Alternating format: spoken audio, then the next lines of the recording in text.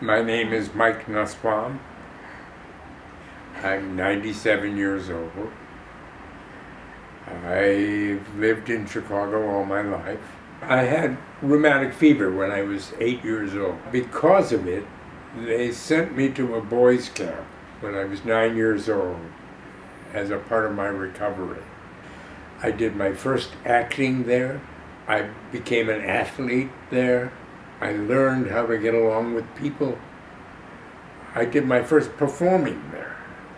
It was the most important element of making me who I am in my youth. I went to high school here in Chicago, Von Steuben High School in Albany Park. I graduated high school in June of '41.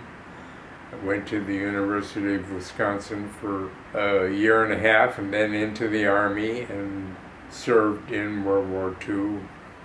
When I was a young person, a boy, there was a lot of anti-Semitism in the United States, around the world. It was the time when the Nazis were almost a worldwide influence. But over the years, that anti-Semitism has seemed to dissipate. Whether it is in fact still there and ready to be brought to life again, I don't know. But I can honestly say that I haven't, professionally or otherwise, run into any anti-Semitism in many years. Sunday morning, and I was in my fraternity house, in the living room, just hanging out, talking, and suddenly the news came on the air. And some of the guys immediately the next morning, on Monday, went and joined the Army. I waited for a year and a half. I didn't see combat. I was attached to Supreme Headquarters Allied Expeditionary Forces, run by General Eisenhower. I was a sergeant. And I sent the message that announced that the war in Europe had ended. Literally. I was a teletype operator. We all knew that it was happening. And when it came into our headquarters, being the sergeant in charge, I grabbed the message, which was a thing from Eisenhower that, to the Pentagon, telling me that the Germans had, on this date, at 1:23, I think it was, signed the instrument of surrender ending the war. It signed Eisenhower. And usually the operator would put his initials on the left-hand side. This one has Nussbaum on it. When I got out of the Army, I'd always wanted to be an actor. I also wanted the American dream. I wanted to get married and have a family and a house in the suburbs, all of that. I gave up the idea of being an actor in order to have that dream come true. And in many ways it did. With my brother-in-law, I started a small business. It took us many years to build it, but by the end of 20 years, I was able to sell out to my partner and devote the rest of my life to working as an actor. The first acting thing I ever did, and this is weird, I was 9 years old, that first year at camp, and one of the counselors had me introduce a variety show that one night. And I'm dressed as a clown with all kinds of makeup on, and I did 2 cartwheels onto the stage and went like that. And I was about to begin, and I realized those are live people out there. And I just froze. I couldn't move. I couldn't say a word. They couldn't get me off this. They had to come and pick me up and take me off the stage. Then I cried with shame. And you would think that that first experience as an actor would end it. And it didn't. After that, that's all I wanted to do was be an actor. It was surprisingly compelling. It's a different life out there in the business. The pressures are enormous.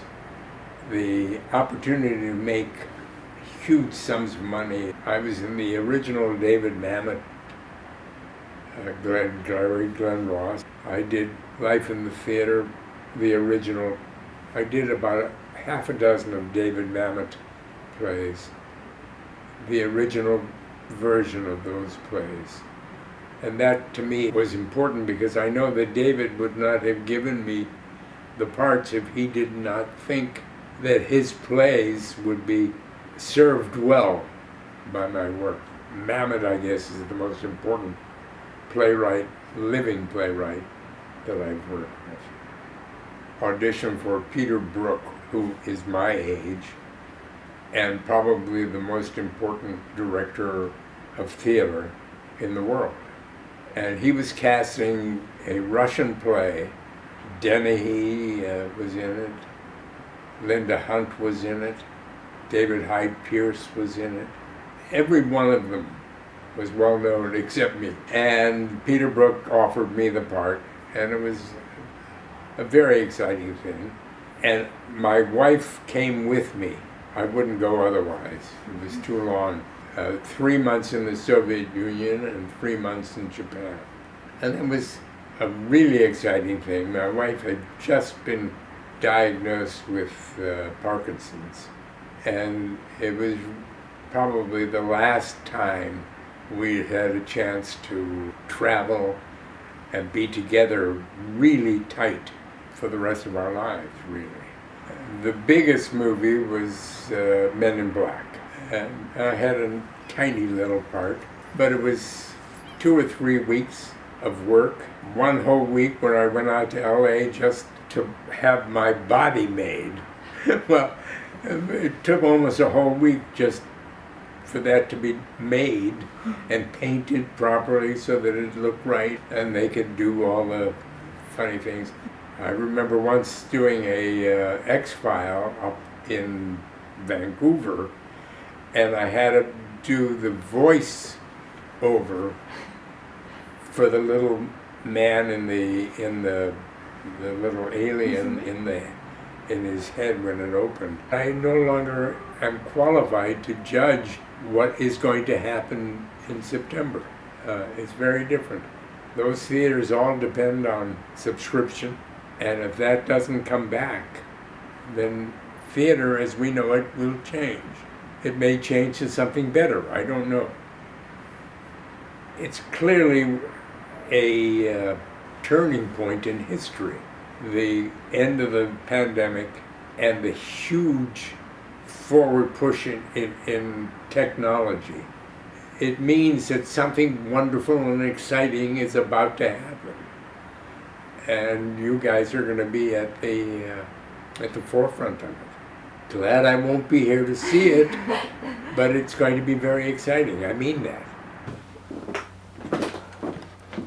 Those are Joseph Jefferson Awards and Sarah Students Award and maybe a dozen up there. Wow. Of awards that over the years I won. Partly for being around so long and partly for doing a good job. It was an Emmy, a Chicago Emmy. In those days they gave Emmys for Chicago because we had our own TV producing system. This is a photo from the last play I did. I played the gravedigger in Hamlet at Chicago Shakespeare. So I've had a lot of great parts, and because of that, I got a lot of honors out of it, for which I'm grateful. But that's not why we do it. It's just fun.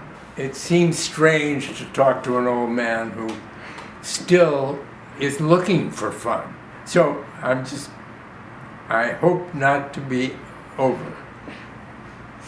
That's all. I don't expect to be remembered.